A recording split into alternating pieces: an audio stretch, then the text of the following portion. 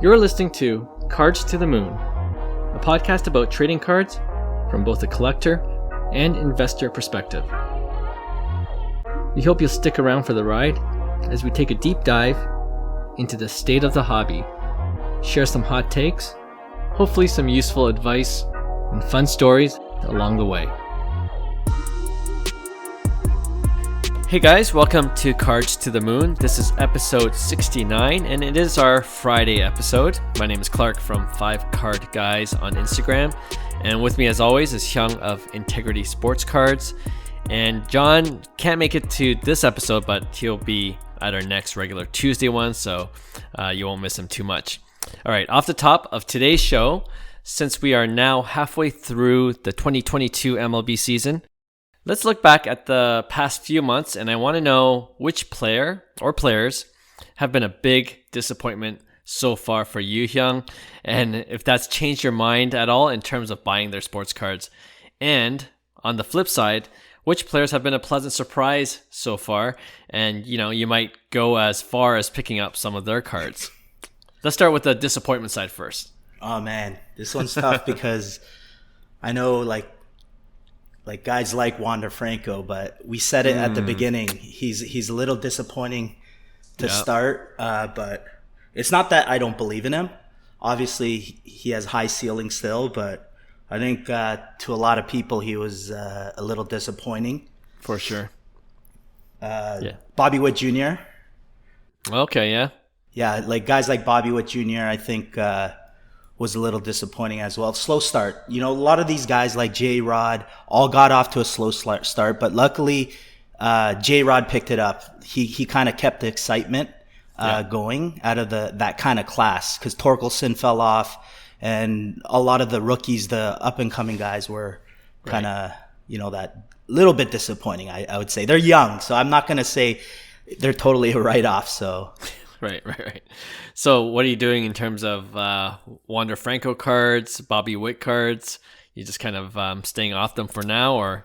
Yeah, like for me, they were high to begin with, like we said, coming into the season. So if they're not going to do crazy stuff like Tatis did in his first year when he was 21 years old, it's going to be a tough, sell, or I guess sustainability in terms of price point, right? So it's only going to go down, in my opinion. Guys like J-Rod, a little different, because if he kind of keeps up the pace and keeps up with his accolades and keeps on doing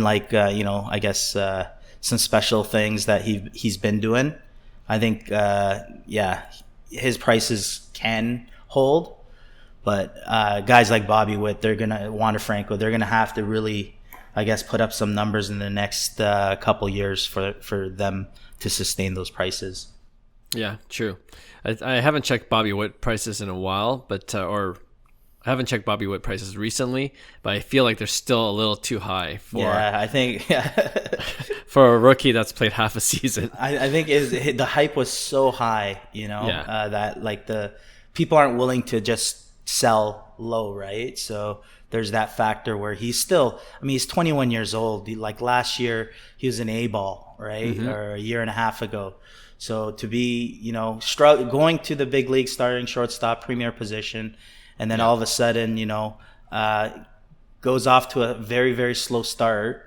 But then, picks it up a bit. It's very respectable numbers at the end of the day still, right? So I think he has a lot to learn. So it's just a learning curve. He's very young, right? These guys are so young that we forget. We expect them to do. We do forget, yeah. And guys like you look back at the second or third, fourth year stars like Vladdy, Juan Soto, Acuna, all those guys kind of were a little disappointing as well in terms of their hype, right? People expected them to, do MVP stuff every single at bat, and not that Vladdy and Soto are having a terrible year, but, I think their prices got affected huge these past couple months as well. Yeah. No, I concur. Like I actually went to the Jays Kansas City Royals game this past weekend. Yeah. And saw Bobby Witt play in person, and he looks fine. For a youngster. Went 2 for 4 that game. And But yeah, I think for guys like Bobby Witt and like even Torkelson and the guys who had that hot prospect, hot rookie buzz going into the season, when they don't play up to their expectations, usually the best time to buy them is during the off season, Right. because then you start to see the prices go even further down. For right? sure. So yeah, I'm keeping an eye on Bobby Witt cards after the season's over. For me personally, I'm looking at guys like Bo Bichette, Luis Robert, guys I was really high on. If you go back to our previous episodes, I would talk about them a lot, and Right. I actually bought their rookie autographs, and I think in another episode I told you that I traded both of them for an Aaron Judge rookie auto, just because the expectation for those guys was like that they would take a next step up, right? Right. And and if they did that, then you would see some really solid price action. But the opposite happened. They're not the only ones. Like, batting's been kind of difficult, I guess, this season. Pitchers have been getting the upper hand so far. But yeah, as a result, I feel like, Bichette's what's he batting? 260, 265? Right. Luis Roberts batting. He's actually doing decently right now. Yeah, he had a big game. Yeah. He's batting over 300, but in terms of home run production, not as what we expected, right? For sure.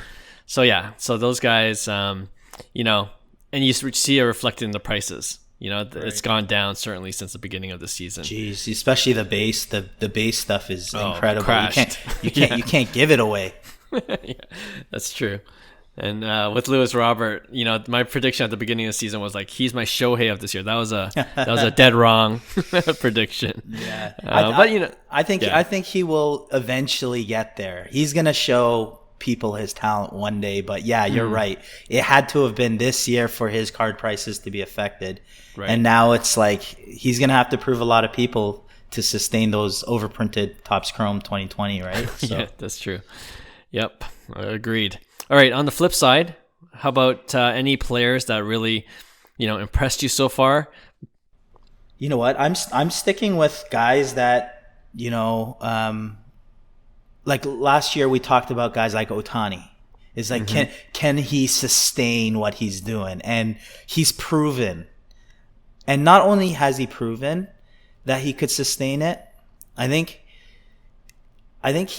we don't realize the impact he's having on the game of just, pure baseball fans. For instance, it was like a record breaking attendance in like Miami, because Miami draws they draw like 7,000 a game, but Ohtani's in town, they draw like pretty high for what they usually draw, like 17,000, right? So it's stuff like that where I'm realizing, man, the question was, is he kind of like a one and done deal? But right. I mean, you look at when he's in his groove, like especially when he's pitching, it's special, ridiculous. Man. Yeah, and it's crazy. And his hitting is not slowing down either. I mean, I'd like to obviously see him hit a little higher for average, in that 270, 280 range. But I think he's hitting 40 plus home runs a year and doing what he's doing on the mound. Insane. Honestly, it just, for me, I don't mind that investment in Ohtani because it's someone you could just literally enjoy watching. Yeah. You know what I mean? And just be a true fan of, and forget about prices. Just have a nice Ohtani in your collection, right. And ride or die with him. You're absolutely right. And if Daryl is listening, our buddy Daryl from the sports card shows that we see him at, man, that trade, there was some doubt in my mind that he would be able to repeat what he did last season. And like you were saying, he's actually on my list too of guys that have impressed me. Shohei's number one, that he's able to sustain, the things that he did in the previous season. And yeah, you're right. Like when you see him hit home runs though, it's beautiful to watch. Like he launches them too. And you forget that he's also a pitcher. It's just loud. Yeah, loud barrels. Yeah. So definitely Shohei. And I think you mentioned this guy already too, like J-Rod, he's a rookie sensation. So fun to watch. Yeah. And, like you said, at the beginning of the season, he was slow to start. But even then, I think I saw a report where, his strikeouts were all like called strikes when they were actually balls. Like his eye was still impeccable. You know what I mean? Like it's really the umpire's fault that he was getting ringed up.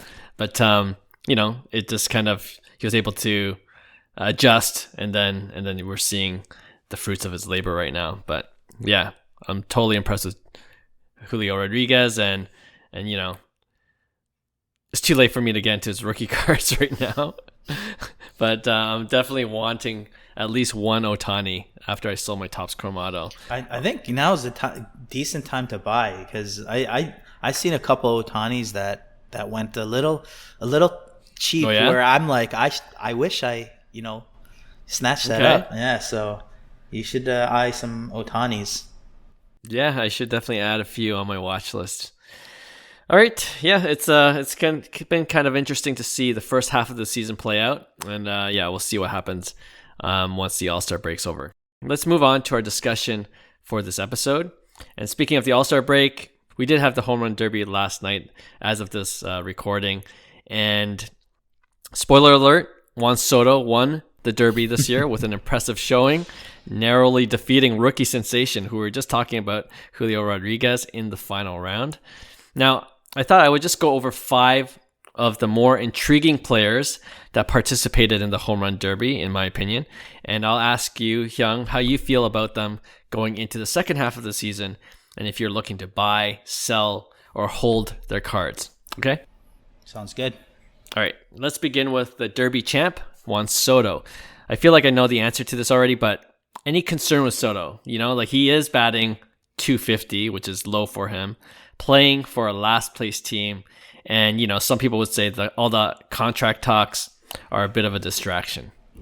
He turned down $440 million or whatever it was, insane. and then he went into the Home Run Derby and won it. Yeah, I mean, that's as much as I can say. He's a buy. Like for me, like I said, if his prices dip, honestly, he's the same situation as Ohtani. These guys are generational talent. If you could get your hands on some, really low pop cards of theirs, because they don't have a lot of rookie cards. So, I mean, if one's floating there for a decent price, target that. And I think it's a long-term hold, to be honest. Yeah. So I'm a buy at a right price. Yeah. Yeah. I've been eager to add a Soto to my collection, and I think I'm getting greedy. Like it's been coming down a little bit at a time, and I'm like, maybe it could go down a bit further. And I'm a little nervous it's gonna start going back. And like now with all the contract talk, like $440 million, him winning the Derby, I'm like, shoot, did I just lose my opportunity to get one at a decent price? Yeah, so we'll see. I still am all on board with Soto. Okay, how about Ronald Acuna? Looks like he's totally not himself yet since his return from his injury last season. About 60 games played with just 8 homers, 38 runs, 22 RBIs, and a .265 average. But he does have 20 stolen bases. So, Acuna. He's a hold for me. I think I believe in his talent. One thing that does concern me is his his power numbers right now, obviously, right. But more importantly, his OPS for me, like his ability to get on and also drive the ball. And to me, it says a lot. He's a career, 900 to 1,000 OPS, hitter. So okay. if he's dropping into the 700, 800s, I'm just saying it's not a great sign. I would like to see it, him up above 900, but like I said, Acuna is generational talent too. So the knee injury does scare me a little. Just aware of that. Just saying, I had ACL issues my whole life, and you're not the same, right? So I mean, 20 bags is pretty impressive because he's leading the, major leagues, I think, or it might be just the NL. But I would like. He's a hold for me for sure. He's too good. He's way too good. He's like Tatis too. So yeah, okay. You're kind of scaring me with the ACL talk. So I'm just saying, ACLs scare me. Shoot, I might have to change my mind. I'm like, bye. especially with the 20 stolen bases. Like it's like, oh, he can run, Yeah. and I think his power will come back up in due time. And if you look at this price of his like Bowman Chrome autograph cards, they're finally going down. We talked about in a previous episode where even during his injury, It went up. sustaining, and gone up, right? Yeah. But now they're finally coming down to levels where from 2-3 years ago. So there might be a good buying opportunity there. All right, Pete Alonso. Personally, I've been on this guy, then off, then back on. Now he plays for a stacked Mets team, 24 homers, 50 runs, 78 RBIs, halfway through the season. So I guess my question is it time to, again, give him a little more respect in the hobby? For me, he's a sell. I've been sitting on how many base Chrome Alonsos, of how many I pulled from 2019. But they were like, you honestly couldn't give them away a year ago. So the fact that they're, reaching that $50 level, it's a positive sign. And for me, Pete Alonso is an incredible player. Like he's a fun player to watch on a great Mets team. And, he still has a lot of work to do, like in terms of, his accolades. He's reaching kind of like, upper 20s at this point, right? So, I mean, his trajectory is still pretty decent, but he's going to have to do that, a few more years for me to, say, I'm going to invest in him. So for me, it's like I've been waiting, to sell him for the longest time. And now I could actually, I think I had 35 base Topps Chrome PSA 10s, and couldn't give them away. So the fact that they are worth something and I'm in profit now, it's just great news. He's a sell. Fair enough. I guess it depends what kind of card you have of Alonso. Like if you had a Topps Chrome Auto or a Bowman Chrome Auto, Yeah, right. For sure. Those are holds, right? For me, at least.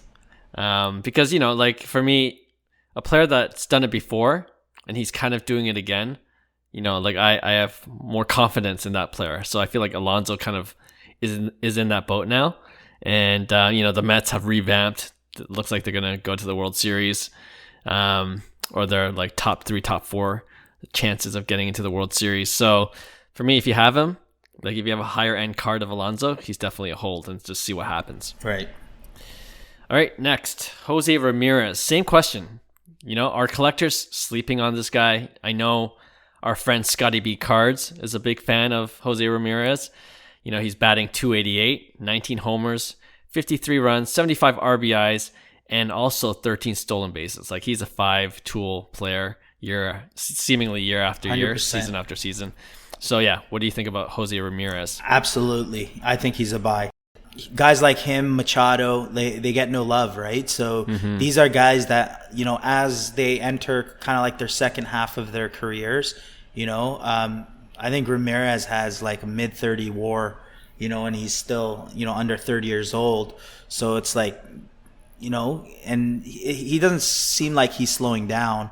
But then you look at guys like Nolan Arenado, Paul Goldschmidt, all these guys that get no love either. So if those guys would be perfect examples of they're either good buy opportunities or, they might not even, ever go up. But like for me, eventually, those guys are all potential Hall of Famers. Right. So for me, as long as they keep playing the way they're playing, I think they're a buy, and you keep on buying because, Ramirez kind of reminds you of Lindor, but like, I think he might end up having a better career, to be honest.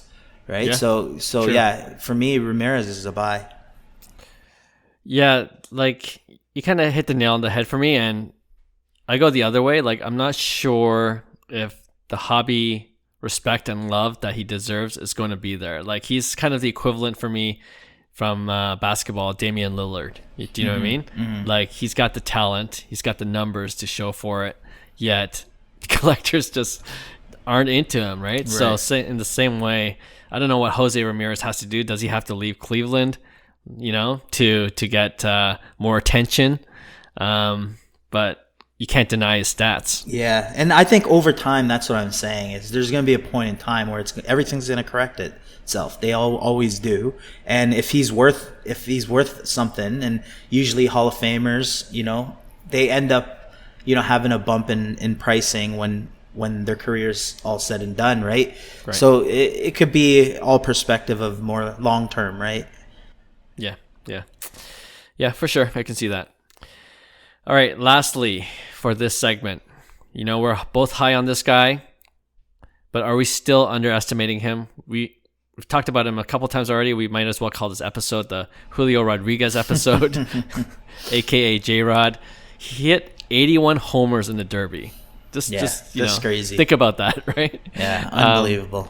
But you know what? Like, honestly, more impressive really is that in his rookie season so far, he's had 275, 16 homers, 21 stolen bases, and 53 runs, 52 RBIs. So that's pretty damn impressive. J-Rod, what do you think about him? He is, oh man, I was leaning actually to a sell. Yeah. But, I think he is a hold, to be honest. I just think he's just way too talented. And I look at his Bowman Chrome, his green auto, BGS 9.5, it sold for $5,100, and that's a pretty healthy sale in a healthy J-Rod market, right? So, but you compare it to the Sotos, though if you believe that Julio Rodriguez is that type of player, then it might be a hold, right? Yeah. Because it might still be early at this point, especially on the bigger cards. Sure. Yeah, good point. I'm kind of looking at the macro lens a little bit with the economy where it's at. And, it's one of those few areas in the hobby where you can sell right now for a decent price, so I might take the opportunity now to sell, but then re-enter later. Not a bad move. Yeah, not a bad move. So yeah, I feel like there's a spike and he's well deserved. But yeah, if things stay sustained in the economy the way it is, everything just naturally goes down together. And it's the type of players that get the love. You know what I mean? It's the electric players. Not saying that Goldie and Arenado, they're electric in their own ways. I have a lot of baseball love for them, but something about J-Rod, something about Acuna, something about Tatis, something about Soto, Vladdy, all these guys, when they do what they're capable of doing, it's just everybody's watching, right? So it's that is kind of like that sixth tool, I'll say, know. Nice. Yeah, no, I was going to add that he's absolutely fun to watch, even in the Derby. You look at those players that you just mentioned, it seems like they're having the most fun, or they express it at least, what I mean, on TV. And, and they're all young. And it's they're going to be the face of baseball for years to come. So, and that says something, and that probably has an impact on their value too in the hobby, right? Absolutely. You see their faces equated to Major League Baseball for a long time. Yeah, for sure. All right. That's pretty much the 5 that I had. It'll be fun to see how the rest of the season plays out. And yeah, you know what? Hopefully we got Tatis coming back soon to add to the excitement. Can't wait. So, yeah, that'll be fun for us baseball collectors and fans. All right. Thanks again for all our listeners and subscribers. We appreciate you guys tuning in week after week. And we can't wait to have John back for our next regular Tuesday episode in a few days. We'll see you then. Bye. Hey, thanks for listening to Cards to the Moon. We'd really appreciate you subscribing to our podcast wherever you listen to your podcasts.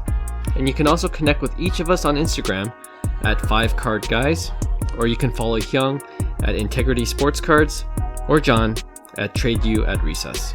You can also check us out at 5cardguys.com. Thanks again, and hope to connect soon.